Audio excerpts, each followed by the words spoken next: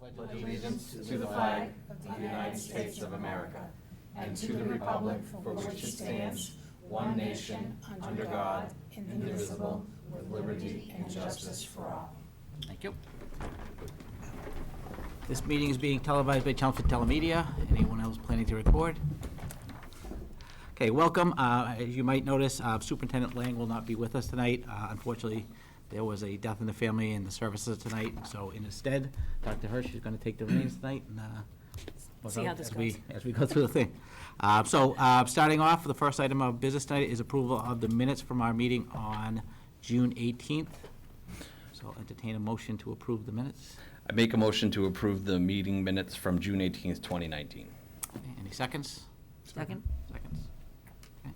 All right, any comments, corrections? Okay, all in favor of approving the minutes? Aye. Aye. Anybody opposed? Abstentions? 5-0. Okay. All right, so no CHS representative, so any good news? Yeah, we do. I actually have a lot of notes on good news. So a few things. One of them was, and we're all doing the ALICE protocol. Our school district received the certification that we have the organizational certificate. I have a copy of it, which is really great, which I know it sounds funny to say it's good news because it's what I'm saying that we received the certification for isn't necessarily great news. In other words, we've met the requirements for active shooters, so that's where the irony comes in with the good news, and also following all the drills and protocols. So our teachers have had a chance to go through this process, as well as all of our staff members. This upcoming school year, we will then go through that process again. Anyone that's done the first year course will go on to the second year course, and anyone new or hasn't taken the first year course will then take that first part prior to coming to school and up until October. And then we will just assume those protocols into our regular protocols with fire drills, hold in place and everything else. But to be an ALICE certified organization is pretty good because they don't really give out the certification to everyone. And our ALICE team, which is a group of administrators that have been really focusing on that with the lead of Kelly Rogers, she has done a terrific job, especially as the literacy specialist. She's in charge of ALICE, which is kind of funny, but she's done a really nice job with that, and they're looking to go to the national conference in Ohio this October. Not October, sorry. Yes, it was. It's this October. So we're looking forward to that. So you can pass that around. Just take a look at the certificate. All of our title grants have come in, Title I, Title II, Title III, Title IV, they're all in, as well as our special ed grant, and the allocations look very good, to continue to support the programming and services that we have for our students in the district. There was apparently, I heard it was an anonymous donation, but I'm trying to get some information on that, but perhaps it was a family. There was a donation given to the McCarthy Middle School, and they're able to put in a 9-hole disc golf course at the middle school, so they're excited to put that in. And in talking to Katie Sims, who's the PE and health coordinator, she said that she was going to try and put one in also at the high school, so we'll have to see where we can kind of fit Parker in there maybe at some point, but that was really good. I think the kids would have fun with that 9-hole little disc piece and just give them a different take on a sport that maybe they wouldn't necessarily get in a regular PE curriculum. And behind the scenes, I know I talked about this at our last meeting, which was over a month ago, but it's the end of the school year, but it really isn't for all of our teachers and our administrators. The behind the scenes that happens is amazing, and I always talk about the PD that they're doing, but to witness it is a completely different story. So, we've had everything from our grades 5 through 8 teachers ready and completed with their biology, part of their science standards completed. We also have all the health has been revamped to have all skill-based. We have our fine and performing arts starting their PD next week. So when you go around to the different buildings and seeing all of the things that they're doing, it's incredible. So groups of teachers are taking their time to come in and make sure that everything's in place. Our one-to-one initiative, we've been able to work with the grade 5 and 9 teachers over the summer to kind of get a leg up and get that curriculum piece going, the first parts of it, the technical piece, and then they can share that information from any teachers that weren't able to come. So that's really some good news in the district, and we're proud of it. And I think teaching and learning doesn't end on the last day of school. It continues all summer long. So I want to thank the teachers and the administrators putting on this PD. And that's it for good news. Okay. Anybody else have anything? I just wanted to mention, one piece of good news is that we have reached a tentative agreement with our support personnel, so the secretaries, the paraprofessionals, the aides. With any luck, they'll be meeting at the beginning of August to ratify, and then we will hopefully be able to take a vote at our next meeting. So that gives us, I think, 3 out of the 4 units that we were negotiating with. We'll already be settled before the end of the summer, and with any luck, we'll be able to settle with the 4th one either by the end of the summer or the beginning of the school year. So making good progress, great collaboration between all the groups, and I thank Donna, who was part of that negotiating team with the paraprofessionals. So so far all the negotiations are going very well. So I thought that was something I'd like to share too. All right, next we're to our public input part of our meeting. So if you'd like to speak to the committee about any of the items on tonight's agenda, please come forward and state your name and address for the recording secretary. Okay, all right, we'll move on to new business then. So first item on the agenda is the interface referral service report. So the town of Chelmsford, the school department, and also the Board of Health collaboratively get together and pay for this service. This is a service for our schools, for our residents, if you're having some difficulties or you need some additional support. And what's nice is that our health service manager, who is Sue Rosa, she helps significantly with this, and she gets the reports ready for us. And what you'll see in this program is that we have a lot of referrals, obviously, for anxiety and depression. Those seem to be our higher pieces. And it's still a little high for, you'll notice that it's mostly for the younger students rather than adults. But these are pretty significant pieces of information in us to help us target programs, especially in our schools. I think when you have some family-related issues of a total of 13, I know that might not sound like a big number, but that is a large number. That's probably affecting multiple children. And also with having, suicidal piece of feelings, that is alarming for us as a school district as well. We have our youth risk behavior program with the survey to help target that information, but to have this piece on top of it is very helpful. What happens with this report is coming obviously from William James College, but they'll give you the total of counts as it's been going through the school year. They'll tell you also the amount of children and then adults. But then what's nice on the second page for us to get a little bit more data is to find out the ages of the students, where the sources are coming from our schools. So is this a middle school issue? Is this a high school issue? Are we seeing more one school rather than another one? To help at least be able to get help for parents and for families. I think when we had our public session, I think this came to light for a lot of people. People didn't realize that this program was available. And if you'll notice, people are learning more about this program through the schools. It would be helpful if we could find a way to get that out to the community, beyond the school districts. I mean, it makes sense for the schools. Community Yes, that versus person from the town side. could help Yep. promote this. And how do you get that help for parents? Because there was a mom and dad there, and it was pretty compelling. They really needed some help, and they didn't know what to do. And fortunately, we had Lorraine Wilson with us that evening, and she was the one that brought this piece to light for all of us.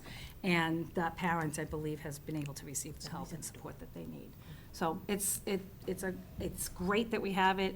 I know some of the data looks a little scary, but it's also important that we address this, because the sooner we can help people, the better it will be. Just one thing, it's minor, but Blanchard Middle School is actually in Westford. Oh.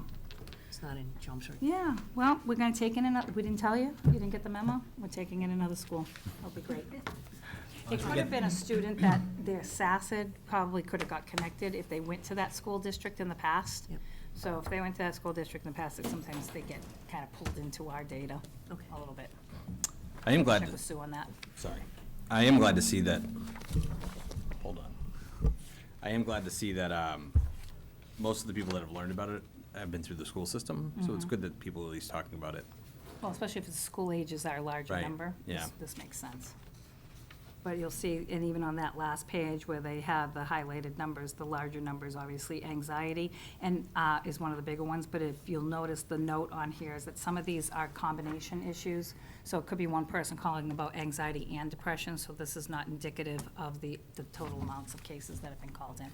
So behavioral issues is a pretty broad category. Do they break that down at all for us? What are they, do you know what they're referring to? We in that? didn't receive that, and I'm not sure if that's more of like just a child having difficulty behaving at home, or if there's a, you know, a real issue. Do they have a disability that needs to be addressed for that issue? We don't have that, and we can talk to Sue too to find out if this program could even break it down further for us. The good news is, at least at the schools, I mean, we have a good handle of families and parents, so those conversations, having the counselors available, teachers, getting to know families, that's how we kind of dig a little bit deeper and find out what's happening for families and providing support. This is still not on the website, so The interface is not on the website? I went to check. Okay. So that this link should be put up. Yep. If you need a sample, Lexington does it. I've checked areas that are part of this partnership, and they do list it. I think it should be on the middle school websites. It should It should be on all of, yeah, it should on be on the- the district and all. on the all of district them. and also on the high school and the middle school. I think it would be really important. And you said Lexington Public Schools has a good Yes, I've seen it there. It's right as you Love enter their collaborating with site. other districts and using their information. Say that I'd again. like to collaborate with the other districts and use their information, especially if they've Yes. done the legwork. Yes, it's very important, and I think, you know, because people, especially when you're transitioning in school ages, I think people are looking for help here. Yeah, most parents bookmark their schools that their students attend, not necessarily go to the district site. Right, So having it available on all of them, would be excellent. that's fine, so I have a note for that. Okay, anything else? All right, thank you for that, update. All right, next item, school committee self-evaluation process and workshop. So, you know, we discussed at our last meeting that probably the best use of our time, as far as professional development, this summer would be to organize a workshop to look at how well we met our goals from the past year and to establish new goals for the upcoming year. So in talking with Superintendent Lang, it looked like the week of August 12th might be a good time. It's in between our two meetings of that month. It's before school starts, before things get really hectic. So I don't know if any people want to take a look at their calendars, if a particular day of the week works, a particular time. You know, we could do it either in the, you know, early evening and then have pizza or something for dinner, or we could do it in the early afternoon and have something for lunch. So any preferences on days of the week? I don't know, Donna, if you're still in summer school, or, No, I'll be out by then. okay. So all my babysitting is set up for Tuesdays because of the meetings. Okay. So, So want to do, plan Tuesday That would would be work fine. it would probably be the 3rd, right? No, the 13th, yeah. I would think. Yeah, it looks, it's 13th. All right, and what time of day then in terms of? May I ask a question? Is Yep. this going to involve Superintendent Lang and myself? Yep. Okay, so we have our administrative retreat on that day. We will end by 3 o'clock, just Okay. to give a heads up, All right. time-wise. We need 15 minutes to get here. Okay. So go 4 to whatever, 4 to 6, 4 to 7? 4 to 7. Okay, 4 to so we say the 13th from 4 to 7, and we'll do something for supper that night. 7, 13th. Okay. All right, and what we'll do, we'll sit down with superintendent, we'll kind of put together an agenda and present at our next meeting, so we kind of look at what we're going to be doing. Also, as part of that process, I did include a copy of, or I asked to have included a copy of the school committee self-evaluation. I know we did this last year. I thought it was very useful in terms of looking back and seeing how well we felt we did with things and what things we were lacking on. And I know quite a few of our goals went back to that self-evaluation, particularly in terms of professional development and the committee itself. So if people wouldn't mind filling that out and maybe try to get back to me with it by in a week from Friday, and that will give me time to kind of put the results together, and then we can kind of use that as a starting point for that workshop on that day. So you can email it to me, you can leave it with Deb in the office, I'll come in, whatever's easiest for people. There's a paper copy here, there's an electronic copy in the packet too. Okay.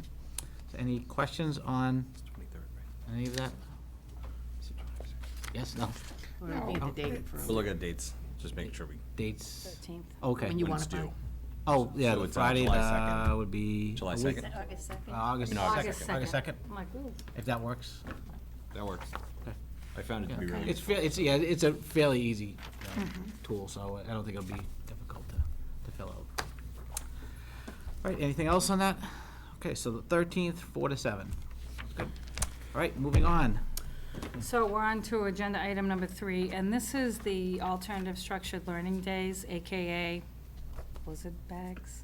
Everyone's favorite, my favorite topic. Obviously, from the, what was it, the 17-18 school year, with that horrible that wasn't necessarily winter, that electrical storms that we had, that we were out of school so late, and we ended up going to school an extra 35 minutes each day to try to make up so we could at least get out somewhere decently in June. There was a lot of talks about these alternative structured learning days, and that's when it was the interim commissioner at that point kind of loosened the reins and allowed districts to come up with some, creative ways to be able to provide an education for students but meet the same requirements. So what they were loosening up was the 180-day requirement. We were able to fulfill the minute piece, and Chelmsford went with the process of having kids stay in school approximately 35 minutes later from the vacation in April on to the end of the school year. So fast forward to last year, the talks started again. There was a few teachers that were interested in possibly looking into this. We created a committee. The committee got together. We got together several times, put out some surveys to the teachers, and really it kind of came up with, this is kind of complicated. Are we putting a lot of efforts into something that may or may not happen? And then, of course, look at last year. We've been out since June 12th. However, the new commissioner, Commissioner Riley, has sent out the memo, and you have the memo in your packets. He is no longer allowing for these alternative structured learning days. What he's allowing for this school year only is any districts that had petitioned for one and have one in place to use it for this upcoming school year, 19-20, but then that's it. So he is disbanding this program. He got together with his board, and again, I'm sure it's some of the same issues of how do you provide services for students, what departments are doing what, how do you account for this, how are we, basically policing this. So it has been disbanded, so we just wanted to make sure that you were aware of the fact that we did have some efforts towards it, didn't come up with something concrete. We do not have a proposal, and so whatever happens for this upcoming school year happens. We'll cross that bridge when we get there, and that moving forward, these will not be an option for our school district to move forward with. Or any school district. Or any school, right. So It's not blizzard just bags are out Yep. across the state. It's out. No, that's what this memo said. He sent this out at the end of June, and honestly, we didn't hear talks about it. Normally, we know what's coming. I was like, what is this? And when we read it, I was like, oh, okay. Because imagine if we put a lot of effort into it too, and it just, and it didn't work. So we just wanted to make sure you were aware that if anybody brings it up, has some conversations, we can let the teachers know as well.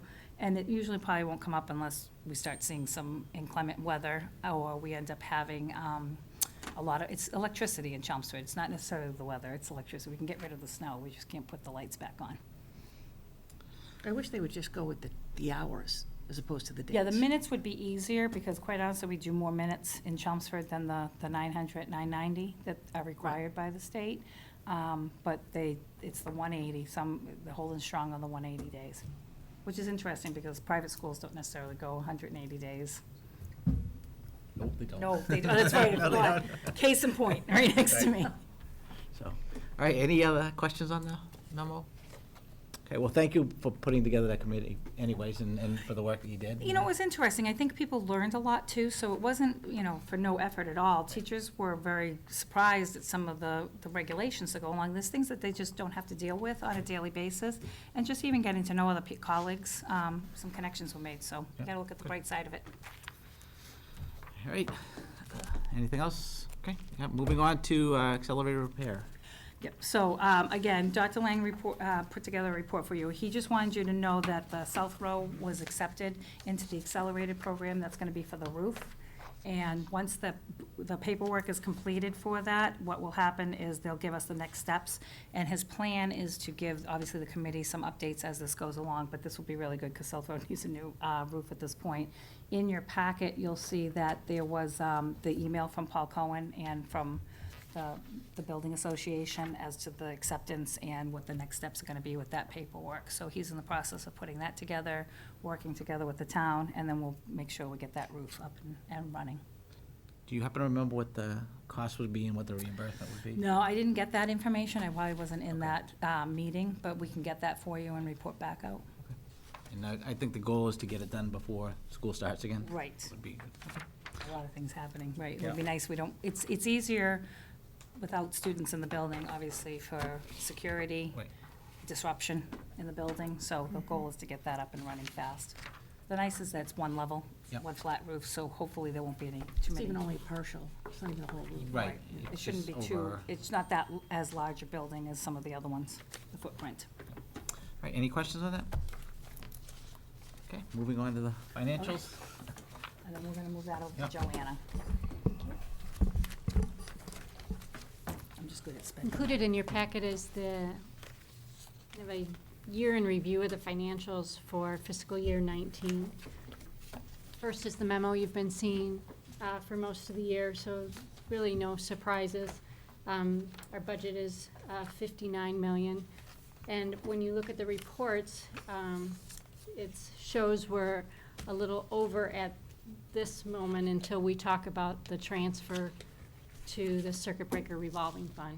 And then the goal will be to have actuals equal the 59 million.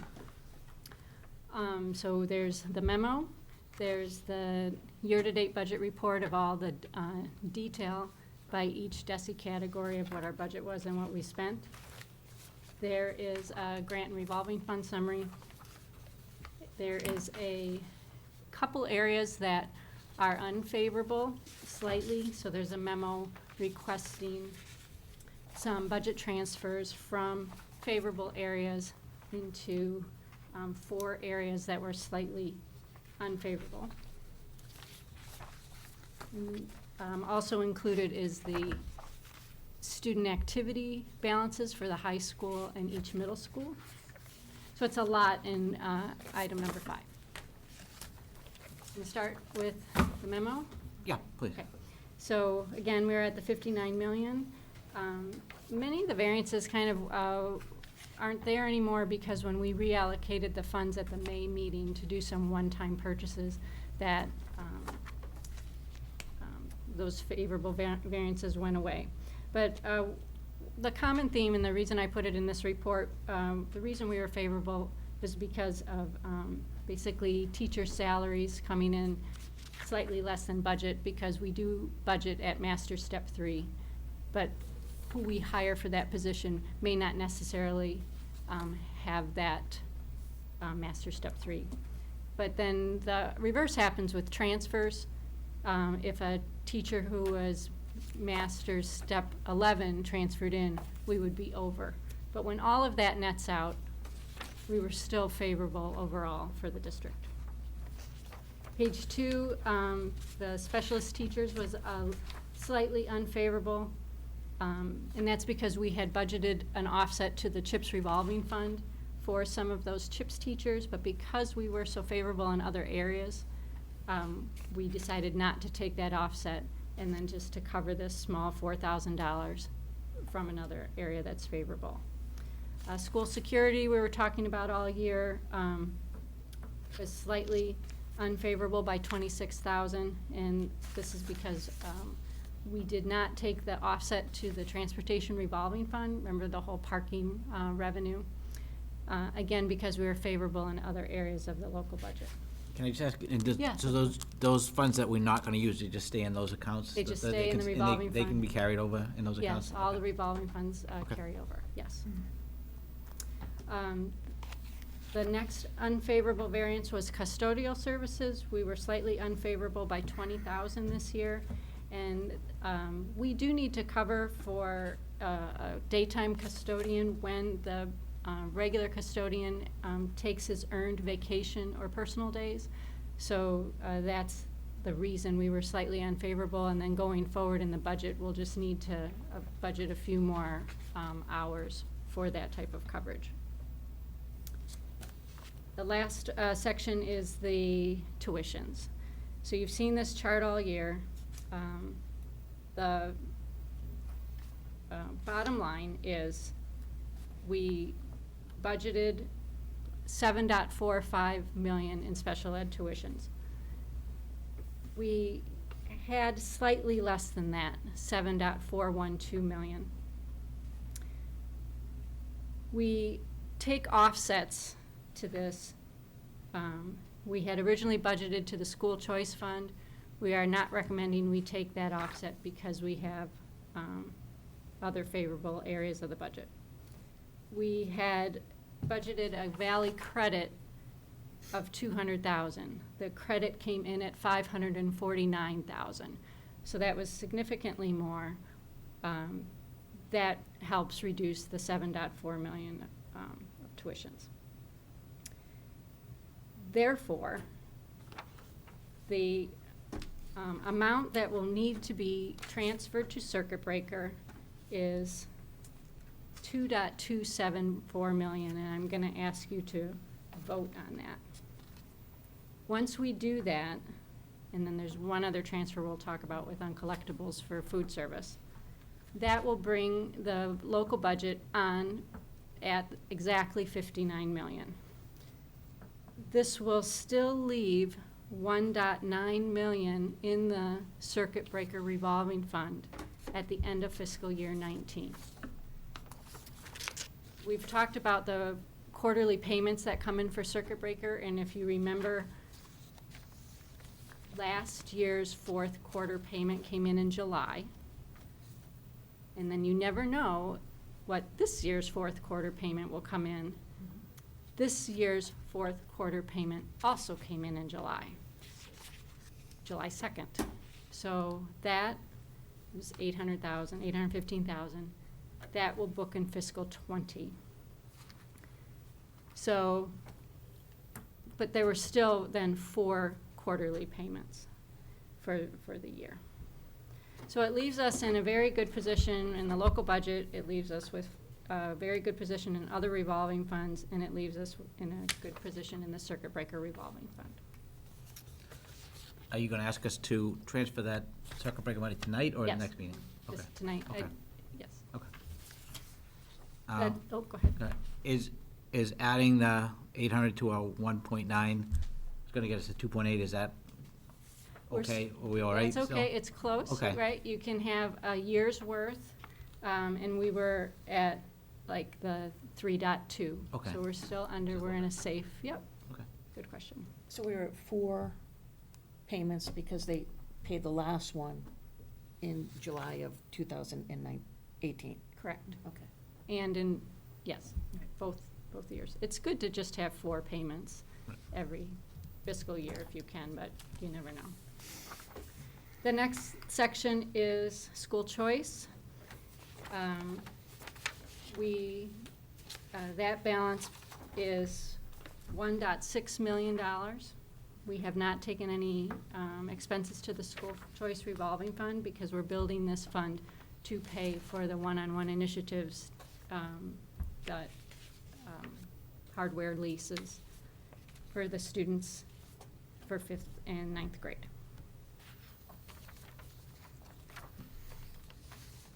Any other questions at this point?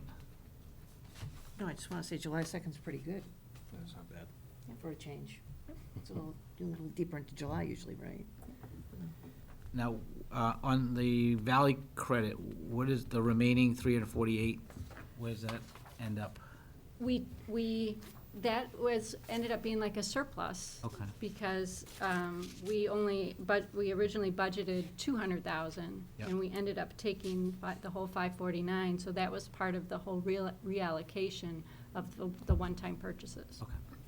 And then having to transfer it into the circuit breaker, what that number would have been. If we hadn't have done that, then the circuit breaker wouldn't have been 2.2, it would have been Right. greater. Right, okay. Yes. Right. Okay. We talk about food service? Okay. Do you want to do the transfer first, or you want to do it at the end? Yeah, why don't we do the transfer first, because Okay. the other transfer Then will that be different. way- Okay, sure. We'll take, Yep, go ahead, yep. All right, so, by the way, you did not do one of those nifty motions. I'm sorry, Yeah. that's me, I'm That's you? sorry, yeah. All right. So this is going from which account to which account? 1930? It's actually kind of on the last page. Okay. Um, I was gonna blame Linda, but. So you can go right ahead. I'm here for the blame. Right here? So we're doing that one? Yes. I gotta figure out how to word this. I make a motion to transfer the actual charges made to the local sped OD tuition account to the circuit breaker revolving fund What was the other way? in the amount of $2,274 and $2,274,416. Second. Roll call. Yeah. Is that, everybody good with that? Okay, any questions? Okay, Al? Aye. Maria? I, Donna? Aye. John? Aye. Aye. 5-0.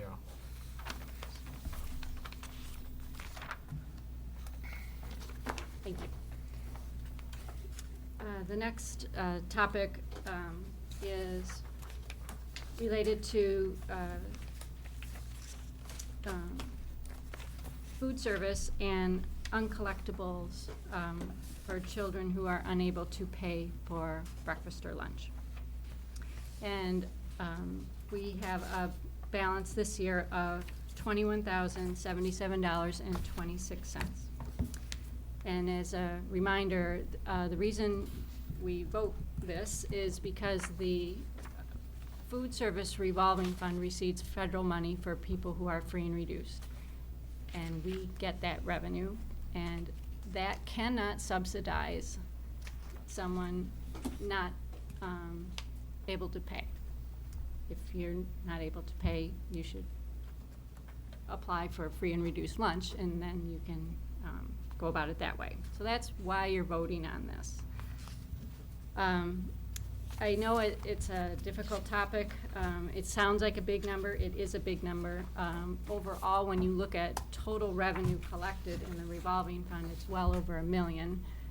So while 21,000 is a lot of money, in the world of uncollectibles, it's, just keep that in perspective. So can I just clarify? Yep. So this amount is the amount that is not covered by free and reduced lunch? That's correct. Okay. and it's only for this year? Correct.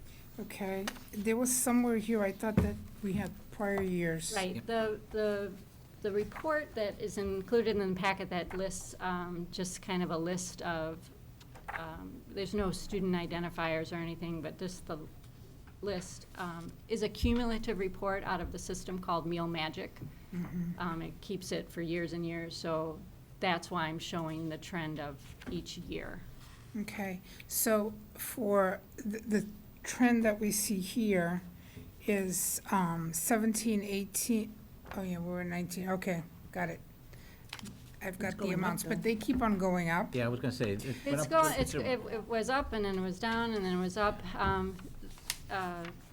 The other thing that's happening is participation is up. Right, that's, And, gonna ask. so. That's it- true too. Yep, And I would not want to see children go hungry, that is for sure certain. So, you know, I want to see that we're giving meals when we need to give meals, and that's important. But the trend is here, and we're basically just charging it off. Is that essentially what we're doing by doing this? you will be voting for the local budget to fund this. So essentially, we're creating a local reduced lunch program. Well, what we're doing is we're reimbursing the revolving fund. The local budget is reimbursing the revolving fund because these families aren't able to pay. Right. But efforts are made to contact the families. Collection and efforts are made. Right. It's very delicate, it's very difficult, but yes, they are made. I think we had also discussed that there would be a more concerted effort made to reach out to families who may be eligible for free and Right. reduced. And I Yep. think that happened over the course of the year as well. That they just hadn't filled out the paperwork. And I again, think that that would be important, and it seems, you know, there's a bit of a trend. It's on the up. More people are using it, that's true. But it would also be important just to make sure that anybody who can apply has applied. Yeah, that's what we were working And on. on going It's up too, we have the paperwork. breakfast program, which is new, so that's a whole other meal that, you know, that we're offering, so I'm sure that's part of the increase too.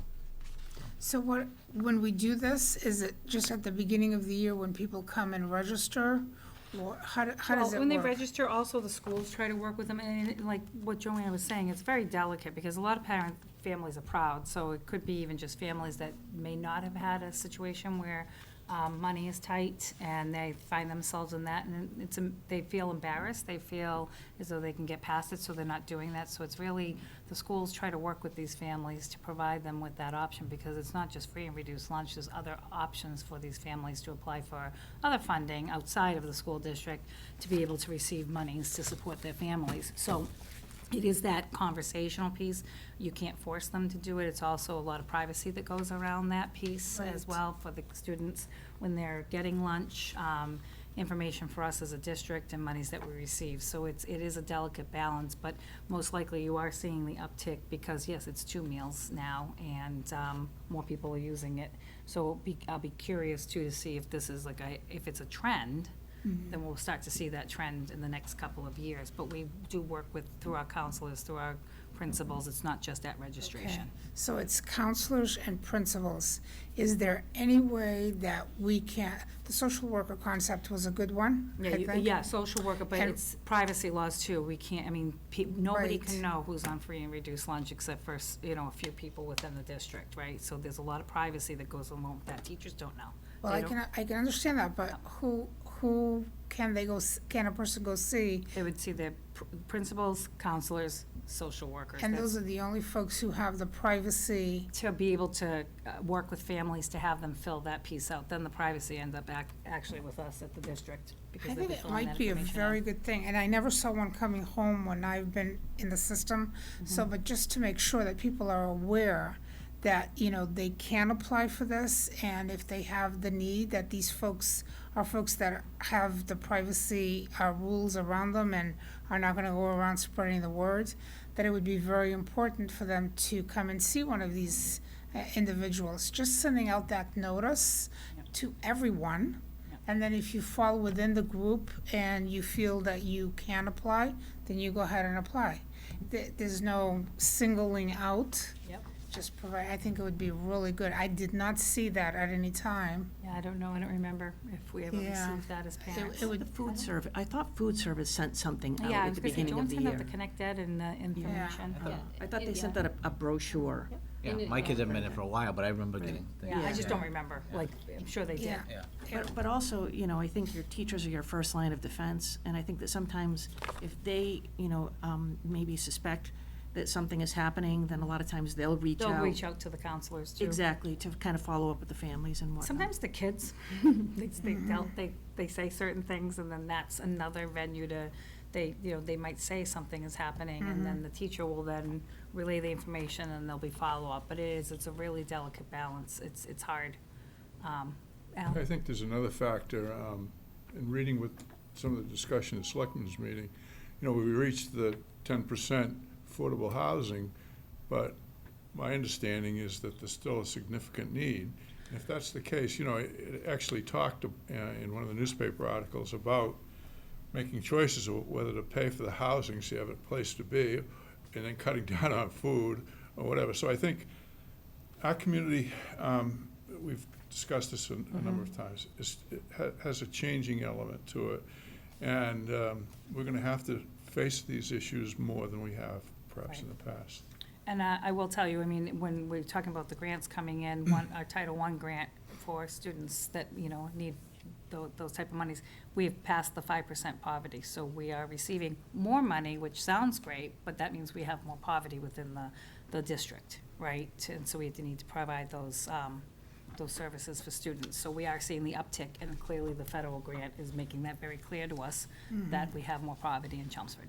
Yeah, I think the other thing is, this is another part of the communication piece, that, if we have a site that's easily manageable, then, somebody who might just be able to go there, I don't know if they would have access, Yeah, they but might not have yes. access to. Or they might have access. There's free access in many places.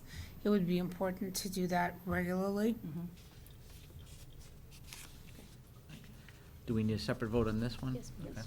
So that, if we could, General fund and food service well, right? yeah, yes, thank you. I make a motion to transfer $21,077 from the general fund to the food service revolving fund. Seconds? Motion and second. Any further, any further questions on this? Okay, Al, All right. Maria, Aye. Donna, Aye? John? Aye. Aye, 5-0. Okay, so we're moving on to. We got one more set of budget transfers, right? Yep.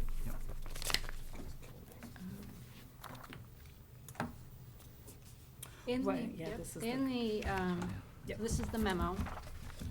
We talked about, some of these unfavorable variances, in the report. The memo lists those four for a total of $56,129. And I'm requesting that, we take 4 favorable variances, like we came in favorable on day-to-day subs, we came in favorable on paper, purchasing paper, we came in favorable, I just chose a center, school teacher salary, and we came in favorable on one of the nurses' salaries, to take those 4 favorable variances to offset the 4 unfavorable variances, for a total of $56,129.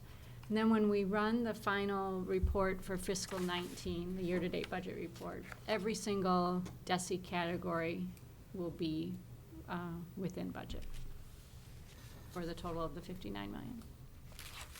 So the left column is where we're taking from, and the right column is where we're going to? That's right. Okay. On the right column, the food service, what is Right, that? so, in that category on the year-to-date budget report, we had come in, we had $15,000 that we didn't spend in that category, if you look at that page. So that almost covered the uncollectibles, that 15,000 favorable Okay. variance.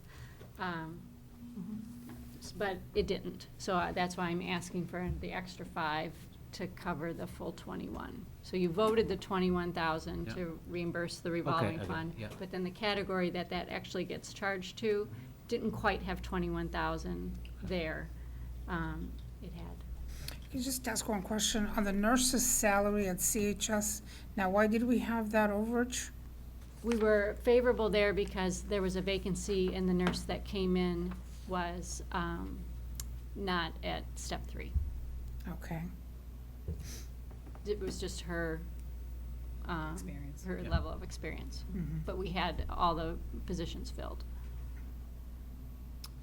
Any other questions on this before we motion?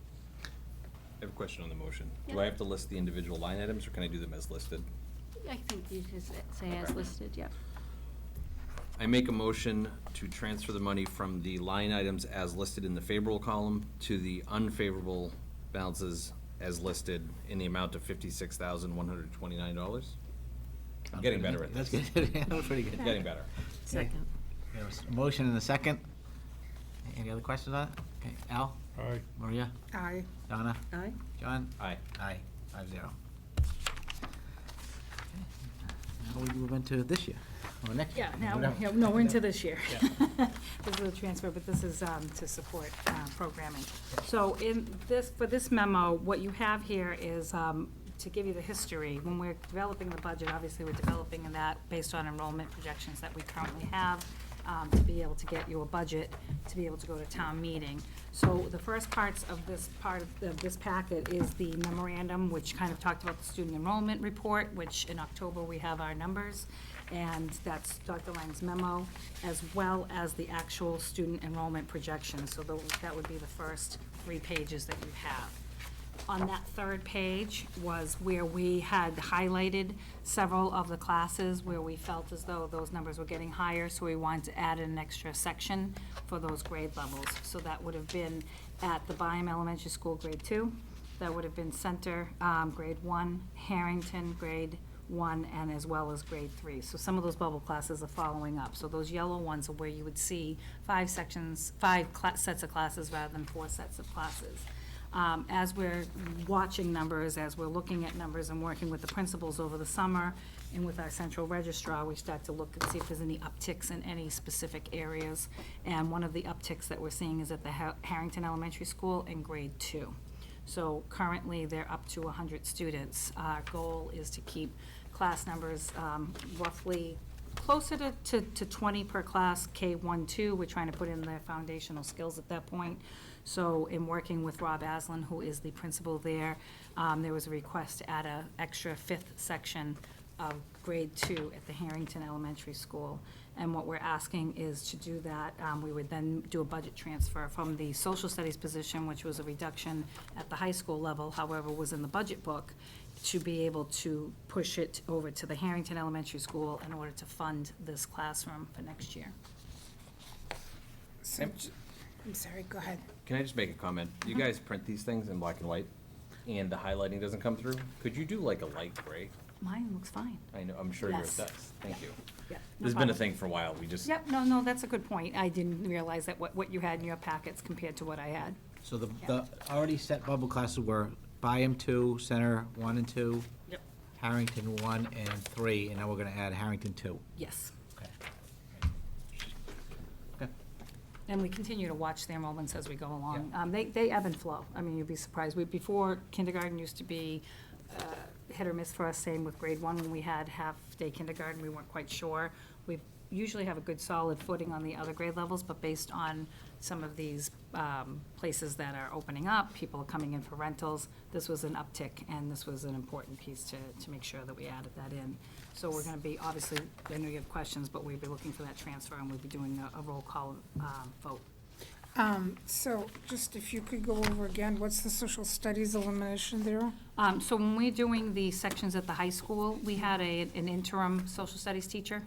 And where we were not, when we put the budget book together, we have those jobs in place because we were making sure that we have that. When we're doing the high school schedule, that was one of the sections that were eliminated, so we didn't need the 5-section social studies teacher, but that's still in the budget book. So in order to fund this class, we're looking to switch it from the high school to the actual Harrington. So right Okay. now, the high school schedule is intact with the amount of social studies teachers that we currently have. Okay, and when would we get an update on the high school classes and their sizes and so on? When we're ready to commit the schedule, because we're still doing some adjustments, we're working with these central, actually, there was an email that went around today. We're working with our scheduler to make sure that we don't have as many holes as possible, because you want to make sure students have full classes. It makes it a little bit easier.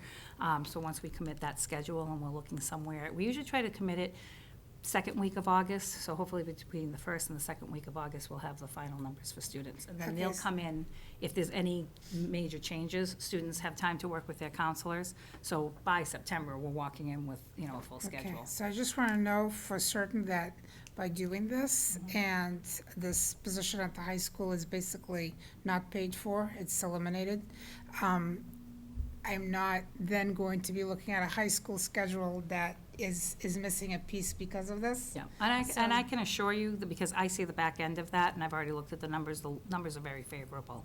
Okay, We just don't have when I say committed, it's almost like it's embargoed, it's with us. So I'm able to see the numbers on the back end, and we're not seeing any uptick of all of a sudden, hey, we need a social studies teacher. Those numbers are pretty balanced in the humanities. Because that's based on mostly enrollments, not, what the kids sign up for, it's not like new kids coming in as much as, so you kind of know. There's sign more up for. movement at the high Right, school level right. too, because there's obviously more courses, and there's also more electives for students to be able to choose from. So we have a little bit more flexibility at the high school, but that would be an uptick of a lot of students walking through to start adding in. You would need over 100 Yeah. students to all of a sudden say we need 5 sections, yeah. another. Okay. Yep. Well, I think we have to be realistic, too. I mean, these kids are in high school and then moving on to college, where class sizes are, And their class sizes are pretty larger- favorable at the high school. Right, and they are favorable.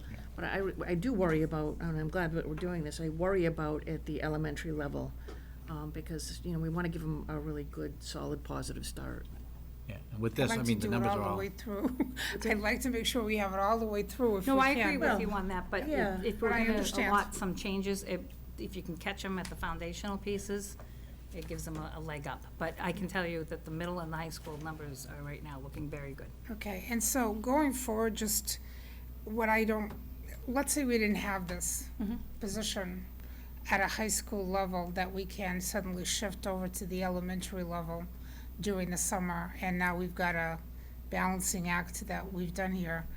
I think when we can contemplate the budget going forward, how do we make sure that we have that number without having that high school position there. Having a cushion, you mean? Yeah. Yeah, we'd have to look at other funding sources. I mean, we don't keep it so tight that you can't make any movement, but we would have to look at what possibly could be eliminated, or what the numbers look like somewhere else and what we're offering. That's what it would really come down to. Okay. And we'd have to make those changes prior to that. But, you know, you have to, the main part of the budget are the people. So they're taking up the majority of it. There's not a lot left over after you do that special ed. Then when you're getting into the other pieces, there's not a lot of places that you can access. But we're usually spot on, and sometimes we have to make some adjustments, but usually we're in good shape. And this is not unusual. There were times that we actually, with kindergarten, we had to open up a kindergarten class a week before school started because there was just a huge influx at one of the schools. This was several years ago. I understand that, And yeah. that, we would have to look and see if there's been any other changes at any of the other schools. Okay. Thank you. Any other questions on this? So we need a You need a motion. motion. All right. I make a motion to approve the transfer from the Chelmsford High School salaries account to the Harrington salaries account in the amount of $56,967. Second. Okay, motion and a second. Any further comments? Okay, Al, Aye. Maria, Aye. Donna, Aye. John? Aye. Aye. 5-0. Good thing I don't have any more to do. I'm looking at 3-0. All right, personnel report Yep, next. so you, every month you're receiving your personnel report to let you know who has been hired, who has resigned, and then any retirements, and then also the assignment changes. So you'll notice that we're in pretty good shape. A lot of these we knew were coming, and there was just a few that were like last-minute ones, but other than that, this has been, looking at this list, this is typically all the people that we knew will be moving on or coming with us and onboarding at this point. Do we still have some positions open? So, I mean, I can talk about that. So the eighth thing on the agenda was the hiring update. And if you want to move on to that as well, we can take a look. We're actually in very good shape. Sometimes, we have a lot of hirings. So at this point, we have 5 full-time teaching and nursing positions that are still remaining, but 3 of the 5, we already have received 2 recommendations for hire, so we're down to the 3 left over at this point, and then 1 unaffiliated position. So unless there's been well, obviously now we have the second grade position that we're gonna hire for, but really we're down to less than 5 hires that we have to do, and then if anybody resigns, between now and beginning of the school year, we'll do that. We're also still hiring some of the paras, but we're in very good shape when it comes to the hiring at this point. How's the candidate pool been? It's been really good. I have to be honest with you. Sometimes, I wasn't presuming positive intentions.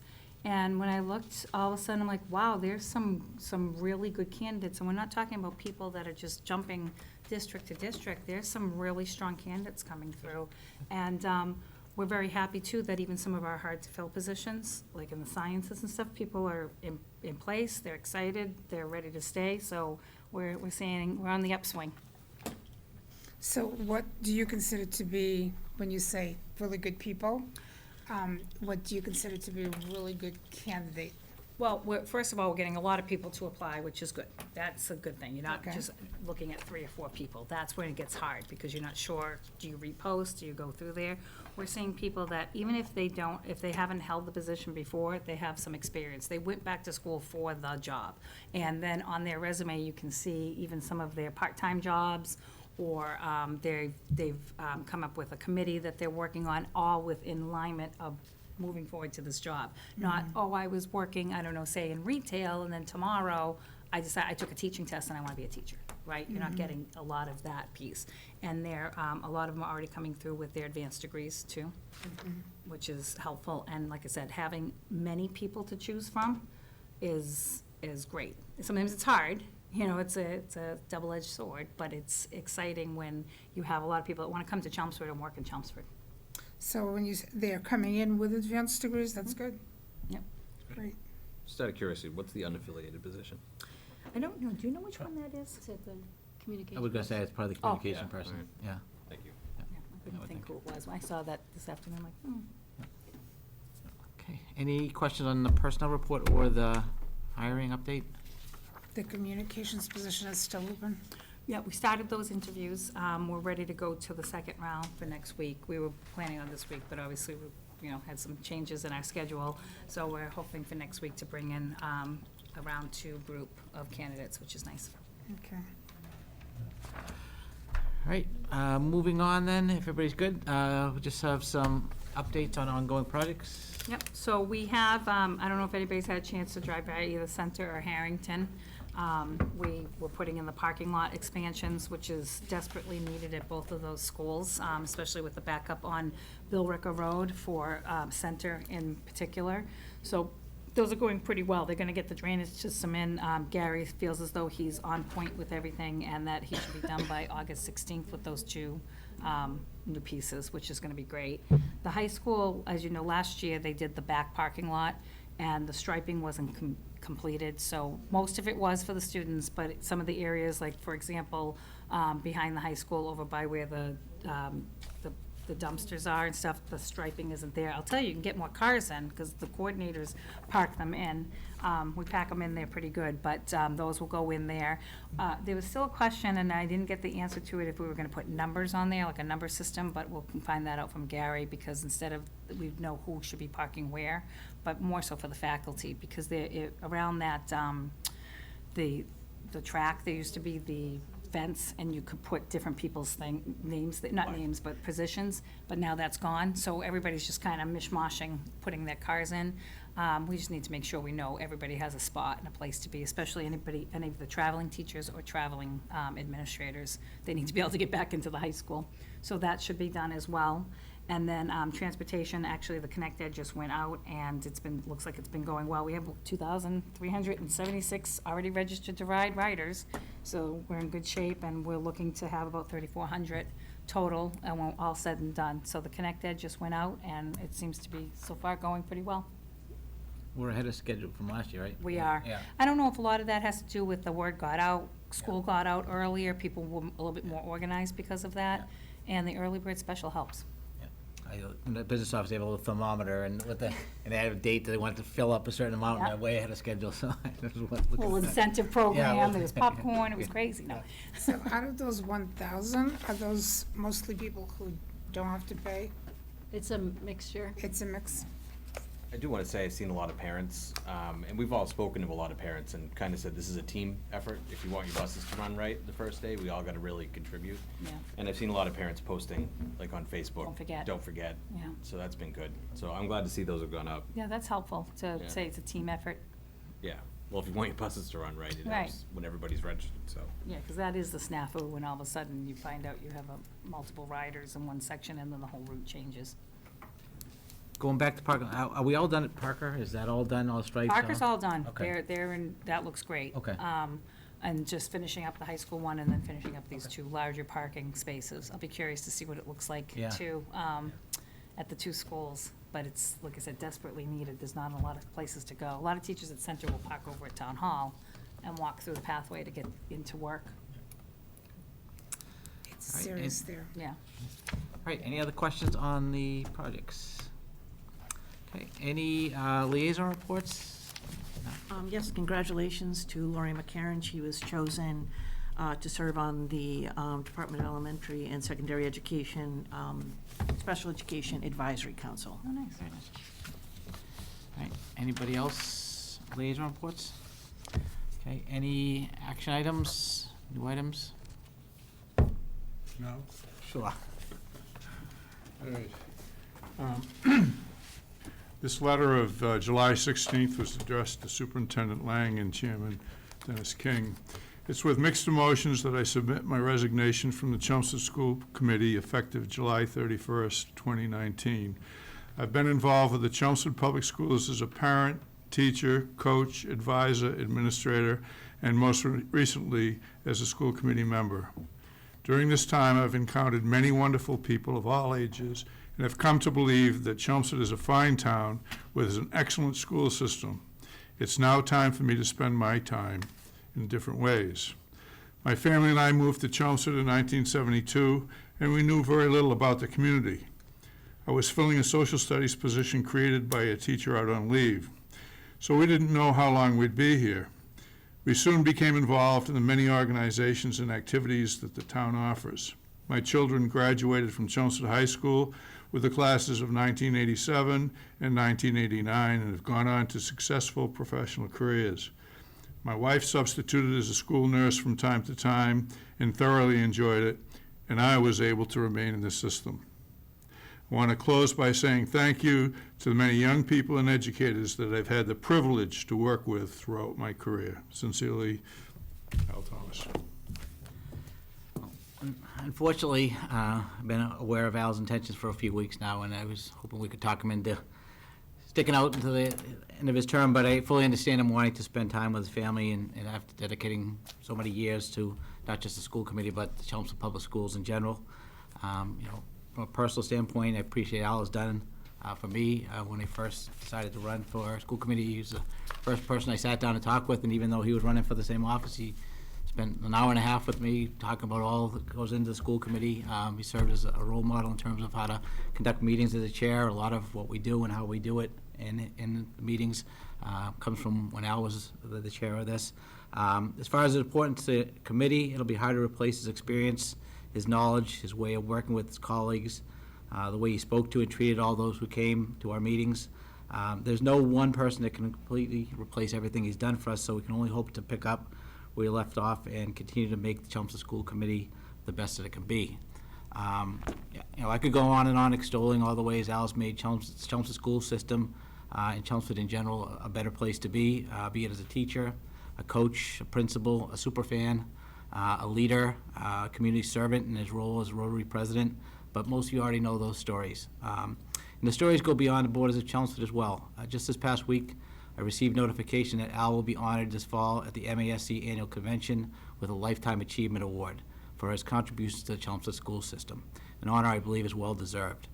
So congratulations, Al, for all you've achieved over all these years. On behalf of the committee, I thank you for everything. We have a small gift that we'd like to present to you. I've been hiding them. I'm like, ooh, gifts. It's a small token of our appreciation. But this Thank you for everything. Thank you. This is from the CPAC. They wanted to make sure that you had a personalized note from them. I'd just like to make one additional comment. I mean, having been around for a while, I've seen some times, some days, some months, whatever, that have been challenging. But the people of Chelmsford need to understand what a great community they really have. I think from time to time we get caught up in some relatively small issues that we need to deal with, and I think the volunteers that we have on the myriad of committees do a great job. But sometimes we forget how good it is.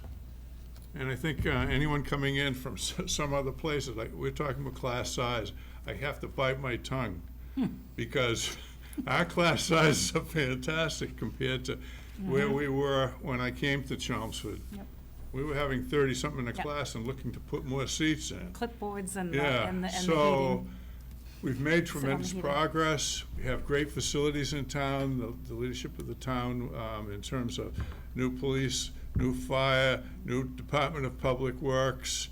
And we just keep working to keep the town the quality it is. And some people are sad to see the passing of the farm community, but you gotta go a long way to find farm communities right now.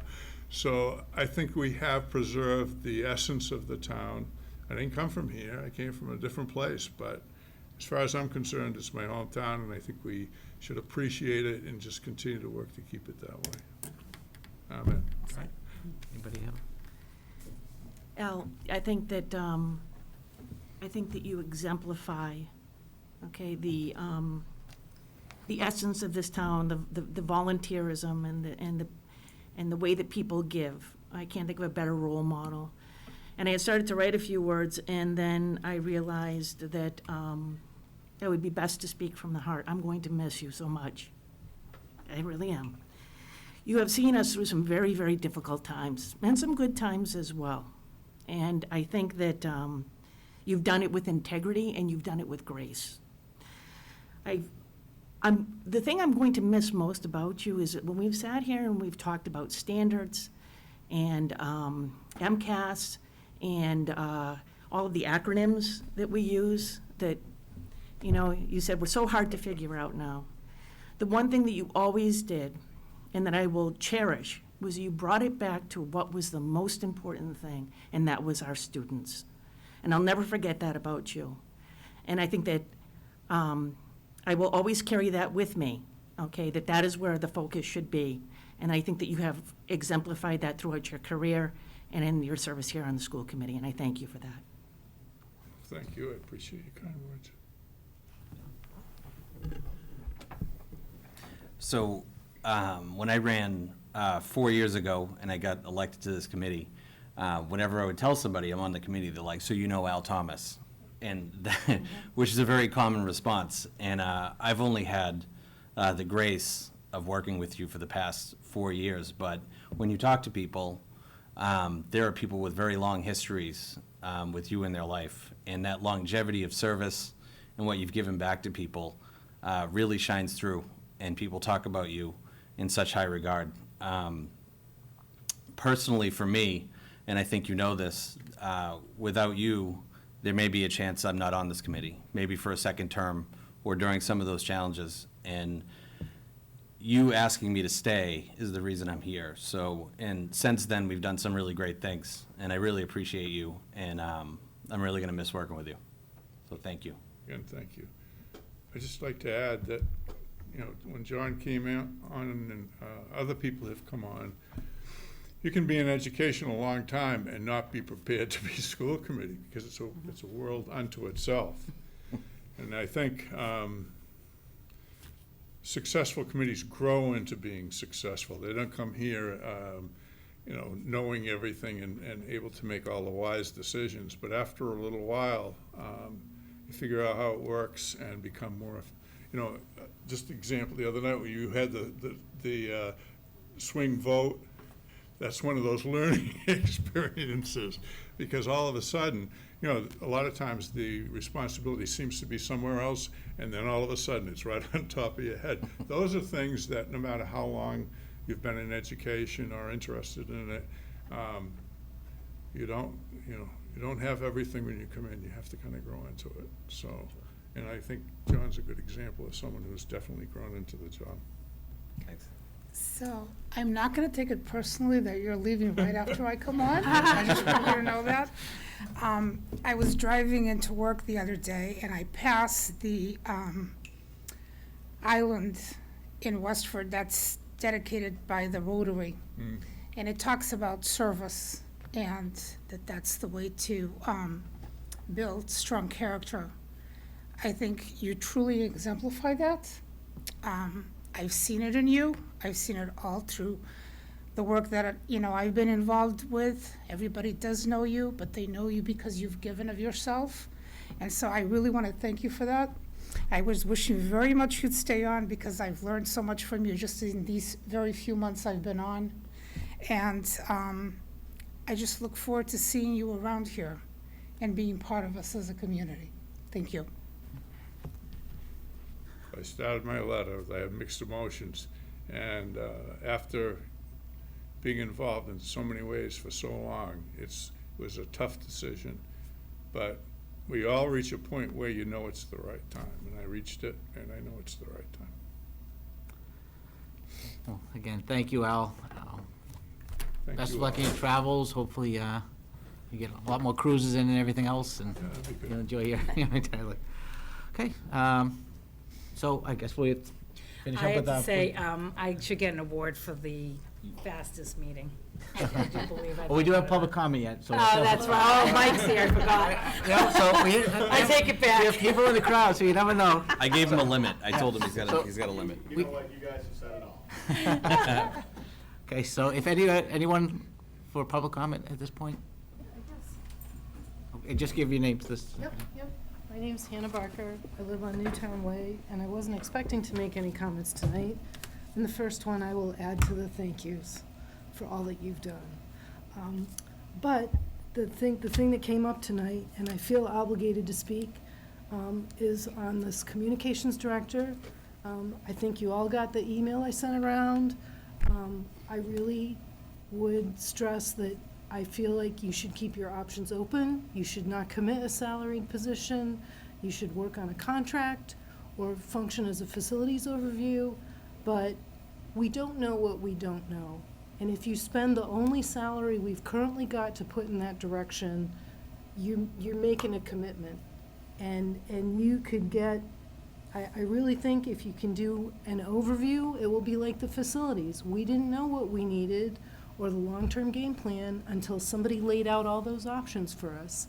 And I think if you get somebody to do that work for you and lay those options out, then you will be much better equipped to make the selections, to make the changes that you guys would like to see. But you don't know what you don't know. It's so incredibly broad. That money is a drop in the bucket for updating a website, for even updating all the pages you've got to go through. I mean, even that's an hourly, right? But it's going to take money. To have somebody do an overview and develop a visual communication strategy, and what is it you want to emphasize? How do you want to communicate? Is it a digital presence? Somebody to do a good job, to look at the website, that's half your budget right there. You cannot hire a person and then not give them any, you need a budget nearly as big as the person to accomplish a lot of the things you're trying to do. So, you'll figure something out. We will figure something out, but I would urge caution, I would urge consideration, and don't be too hasty. You can get somebody who does press releases, who facilitates getting the word out and spends their whole time on that, and then turn around a year from now and say, we haven't made a dent in these other areas, yet this person's really been genuinely putting in 60-plus hour weeks. There's a lot you need covered, there's a lot you need to get done, and I would just urge caution before you solve it by hiring a person that you could turn around, a year from now and say, this has been great, and the gaps are still hurting us. So, and so then the other thing, I did a video last year, and so I think I have to, put that out there in public, that if you would like to do that again, I'm happy to do that. We can work on what you'd like to emphasize. We have some new people to introduce potentially, and so that might be something we could schedule to work on right away in the fall, like we did, and get that out there. But that's up to you guys, so. That was I the would love video we to. did over there? Yeah, Okay. yeah, so you can say, Did a few, I like think. this, didn't like this, would like to do something else with it, but if you'd like, I'm willing to give that another go. Yeah, I would love to And do I'll it. be better at it the second time. Can you make me look around, so- taller? Yes, I'll work on it. Okay, thank you very much, Thank Anna. you very much. Okay, anybody else for public comment?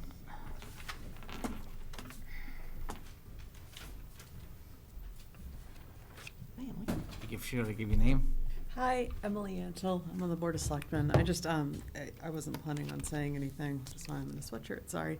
But I just wanted to put in a plug for our new Community Services Coordinator, Jen Melanson, who is at jmelanson@townofchelmsford.us. She is here to help coordinate needs. So you mentioned that you've got a $21,000 gap in unpaid school lunches. Thank you so much for paying that and not doing what some districts are doing, which is shameful, so thank you all.